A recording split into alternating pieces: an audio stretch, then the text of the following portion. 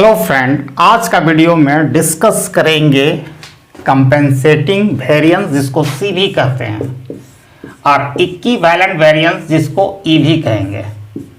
तो basic differences क्या है वो हम लोग जानेंगे। तो कंपेंसेटिंग वेरिएंस कभी भी ये किससे रिलेटेड है? Pre price change. ये आपको हमेशा याद रखना, प्री प्राइस चेंज। और जो इक्विवेलेंट वेरिएंस है वो किससे रिलेटेड है? Post price change.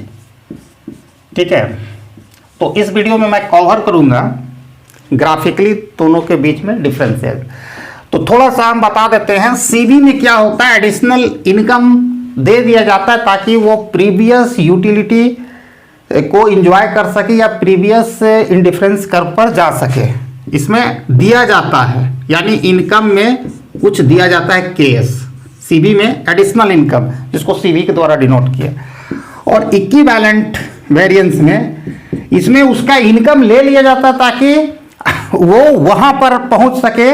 ठीक है, जैसे मान के चलिए प्राइस चेंज हुआ तो उसको पुराना वाला से एक नया प्राइस में वो जा सके। यानी यहाँ इनकम में कटौती कर देते हैं जिसके कारण वो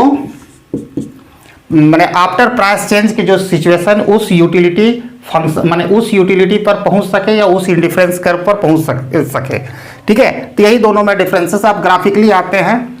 अब मान लो पहले यहाँ देखो, जो इनिशियल जो बजट लाइन है कंज्यूमर का वो एम से चल रहे हैं। देखिएगा कहाँ तक जा रहा है, ये है एम है, ये intercept M by P1 price है X1 का, और वो ए इक्विलिब्रियम पॉइंट है। अब सपोज करो कि प्राइस ऑफ गुड्स एक्स का राइज हो जाता है, तो जिसके कारण लेफ्टवर्ड शिफ्ट होता है उसका बजट लाइन, जो नया एक बजट लाइन बनता है।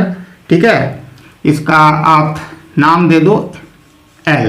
ठीक है, ML, ये नया बजट लाइन बन गया जहां पर इंटरसेप्ट M बाई P2 द्वारा निकाल लिए। अब यहां पर कंज्यूमर जो IC2 जो lower utility as compared to IC1 से वो C पॉइंट पर क्या कर रहा है? कंजप्शन बंडल को एंजॉय कर रहा है। ठीक है, प्राइस आफ्टर प्राइस चेंज के बाद अब क्या करना है कि कंपेंसेटिंग वेरिएंस में कंज्यूमर को यहां पर आ गया, पहले उसका था इक्विलिब्रियम पॉइंट ए से वो शिफ्ट होकर आ गया C पर। अब क्या किया जाए कि कंज्यूमर को एडिशनल इनकम दे देंगे सीवी में, यानी कंपेंसेटिंग वेरिएंस में, जिसके कारण मैं एक ऐसा लाइन जो खींच रहा हूं जो IC1 को ठीक है टच करते हुए जाए, वो पॉइंट बी में पहुंच गया। अब क्या पहुंच गया? सी से बी में, जब उसको एडिशनल इनकम दे दिया ताकि वो प्रीवियस यूटिलिटी या प्रीवियस इंडिफरेंस कर्व पर चला जाए। तो इसको जो ये लाइन मैंने खींचा M प्लस CV, यानी इनकम में एडिशनल इनकम दे दिया तो बी पॉइंट पर आ गया। अब उसका क्या है कि एडिशनल इनकम को ले लिया जाए। ठीक है, तो उसके एडिशनल इनकम में यानी इनकम में कटौती कर दिया गया। कटौती कर देंगे तो M माइनस EV द्वारा करेंगे।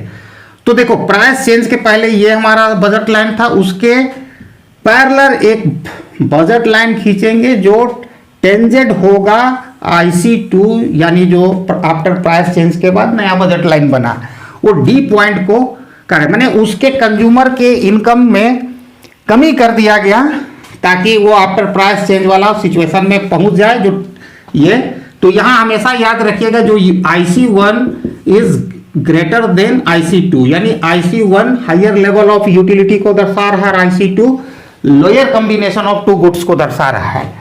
तो इसी का जो इनकम में हम कटौती करते हैं ताकि वो आफ्टर प्राइस चेंज का स्थिति में आ जाए उसी यूटिलिटी फंक्शन में, उसी को इक्विवेलेंट वेरिएंस कहते हैं। जब एडिशनल इनकम देते हैं आफ्टर प्राइस चेंज के बाद, फिर प्रीवियस वन में वो चला जाता है कंज्यूमर, जैसे बी पॉइंट रिफ्लेक्ट कर रहा है M प्लस CV, यानी कंपेंसेटिंग वेरिएंस, और ये D पॉइंट में वो आ जाता है। आप ये जो रिफ्लेक्ट करता है उसको हम लोग कहते हैं इक्विवेलेंट वेरिएंस।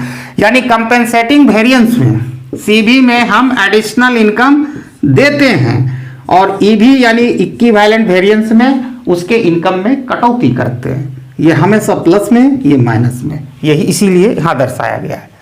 ठीक है, तो आई होप कि आपको differences between the compensating variance and equivalent variance का आया होगा।